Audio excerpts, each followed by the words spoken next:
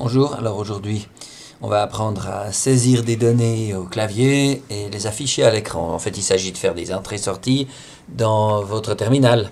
C'est des opérations très basiques, comme vous pouvez vous en douter, puisque tout est dans le terminal.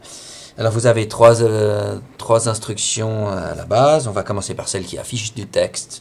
C'est tout simplement la commande echo. Echo suivi d'un texte. Voilà.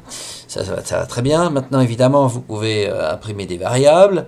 Et puis le texte peut être entre guillemets s'il y a quelque chose à afficher. Je sais pas, je fais A égale coucou. Et puis on peut évidemment faire echo $A. Et puis bien sûr, on ne sait pas trop ce que peut contenir la variable A. Donc on essaye de mettre plutôt A comme ça. Ça fonctionne tout aussi bien. Et puis ça prévoit le cas où A est remplacé par son contenu. Et donc son contenu peut contenir des valeurs un peu bizarres, des caractères spéciaux qui seront interprétés. On ne sait pas comment. Donc on peut en mettre des guillemets. Ensuite, évidemment, on peut en mettre plusieurs. Si j'ai écrit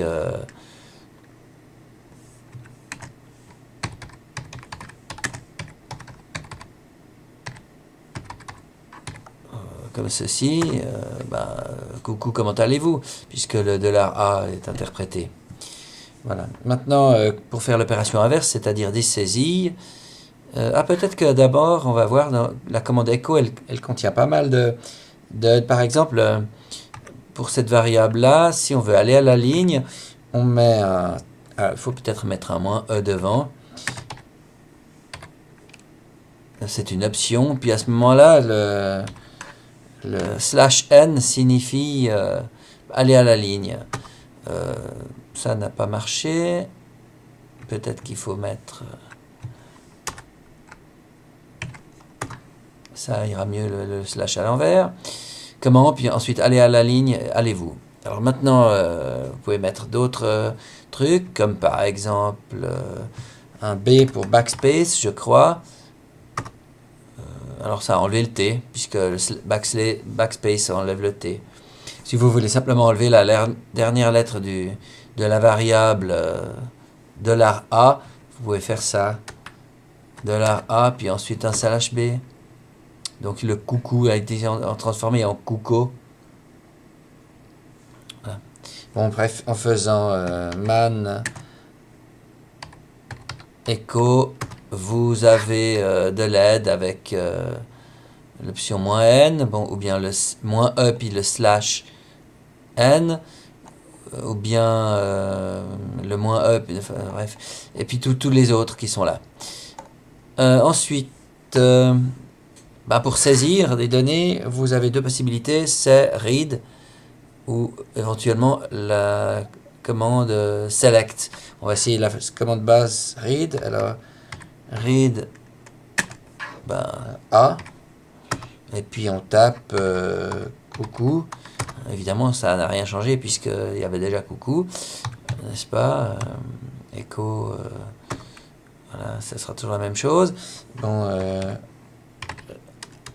read A, et puis je tape... allez, j'ai beaucoup d'imagination. Hein. On va simplement /A. Et puis voilà, ça nous affiche ça. Si on met deux variables à la suite, ça les met à la suite, etc. Rien de bien compliqué. Et puis enfin, la commande select, c'est une boucle en fait. Une boucle de saisie qui n'a pas de fin à moins qu'elle rencontre la commande break. Donc on peut mettre select. Alors, cela dit, c'est mieux de la mettre dans un programme. Hein. Select A in, je sais pas, puis on donne des choix possibles, puis ça propose des choix à l'utilisateur. Alors, la variable, je vais prendre la variable V in A, B, C. Et puis, je crois qu'il faut mettre un point virgule, do. Et puis à ce moment-là, on va faire simplement les écho de larvé pour faire afficher la variable. Et puis, c'est tout. Done. Voilà, alors il vous répète indéfiniment 1, 2, 3. Alors si tu avais tapé 1, c'est le choix A. Alors il vous imprime A. Si vous mettez le choix 2, il mettra B. Puis si le choix 3, ça sera C. Et puis ça s'arrête jamais. Ou bien si vous mettez un autre choix, 6, il vous met rien parce que la variable ne revient à aucune des possibilités mises là. Donc, puis ensuite, CTRL-C pour terminer, malheureusement. Mais si vous faites un programme, je crois bien que j'ai fait ça. Un instant. Oups, non. C'est pas ça. Comment il s'appelle? Fichier. Voilà, j'ai fait un petit programme tout à l'heure. Non, c'est pas celui-là non plus. J'y arriverai. Voilà, c'est celui-là.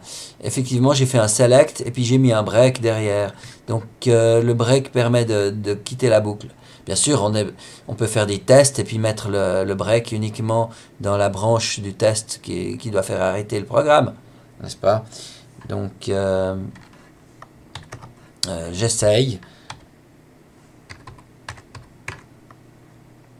Il faudrait quand même mettre ça.